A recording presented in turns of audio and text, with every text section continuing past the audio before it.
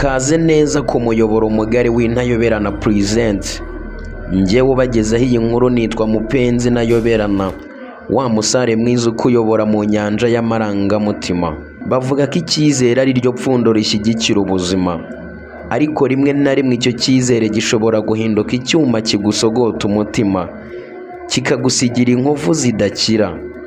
Uyu munsi tugiye gutangira agace ka kabiri k'inkuru n'isi inkovu z'icyizere. Ni inkuru y'umutima wa Keza witanze wose, ariko ukaza kwisanga mu mwijima w'ubuhemu bukabije. Hari igihe uwo wiringiye akubera inkingi kurimbura, n'uwo wise ubuzima akakubera iherezo. Tega amatwi utuje maze tujyane muri uyu muvumba w'amarangamutima n'isomo ry'ubuzima rishingiye ku byatubayeho. Niba utarakora subscribe, nagushishikariza kuyikora nonaha, ndetse ugakanda no kukazogera kugira ngo inkuru dushyizeho ijye ikugereraho igihe ndetse uyibone mu ba mbere. Reka dutangire agace ka kabiri.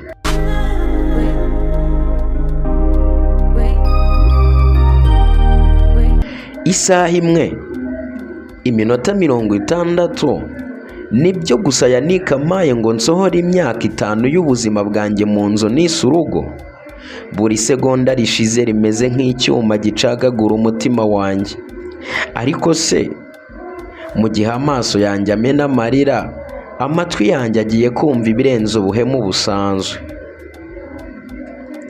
Imvura hanze yakomeje kugwa, ariko imbere mu nzu hari agahinda gakonje kurusha urubura. Keza intoki zari zirimo zititira cyane. Yatangiye gukubita imyenda yo mu gikapu kinini, amarira arikagwa ku mwenda w'umweru yari yaraguze azambara ku munsi w'ubukwe bwabo. Yannick yari yicaye ku ntebe yifurebye, afashe cya kirahure cya divayi Keza yari yateguye.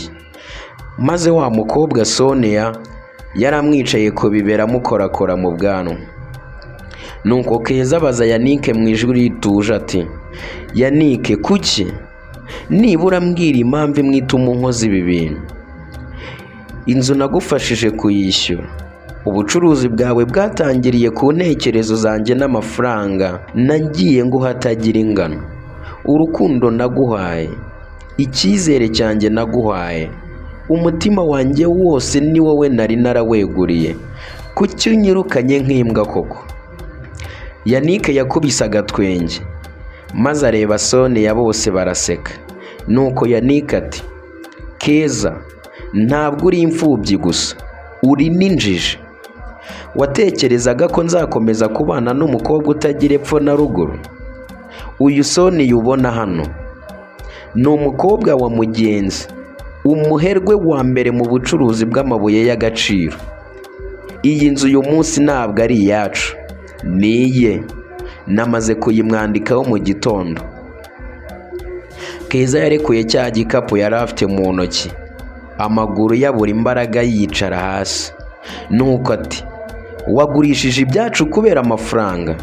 Sonia yamaze araseka by'agasuzuguro. Sheri, reka uyu mukozi wawe apakire vuba, ntabwo nshaka ko umwuka we ukomeza guhumanya inzu yanjye nshya. Muri uwo mwanya, mu gihe Keza yashakaga gufata ifoto ya nyina yari ku meza, Yannick yaraje arayisunika n'ikirenge, ikirahure kirameneka. Icyo nicyo cyabaye imbarutso. Keza abona ko zahinduye imirishyo. Nuko Keza yarahagurutse, amaso ye yari yamaze gutukura. Ntiyari akiri Keza wa mbere wasaga neza. Nuko Keza ati, Yannick, mwifurije amahoro muri ubu butunzi wibye, ariko wibuke ko inzu yubatswe ku marira y'imfubyi itagigira amahirwe. Isaha yanjye irarangiye, ariko iyanyu iratangiye ubu.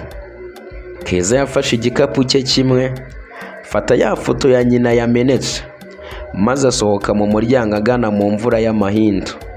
Nta n'inkweto yambaye kuko Yannick yari yamubwiye ko ntacyo agomba gusohokana kitari icye. Nuko Keza ageze hanze, imvura imukubita mu maso, ariko umutima urushaho gukomera. Mu muhanda mu mwijima, imodoka yirabura yari ihagaze ku muryango, maze idirishya riramanuka ry'imodoka.